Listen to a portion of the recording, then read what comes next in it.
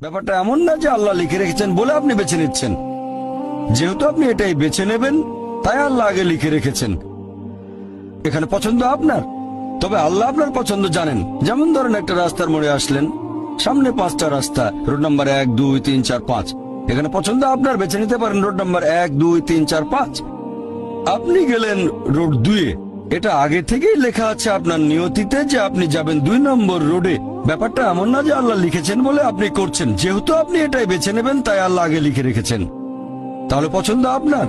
আপনি চাইলে টাকা উপার্জন করতে পারেন ভালো কাজের মাধ্যমে, হালাল উপায়ে, অথবা পারেন চুরি করে হারাম উপায়ে। পছন্দ আপনার।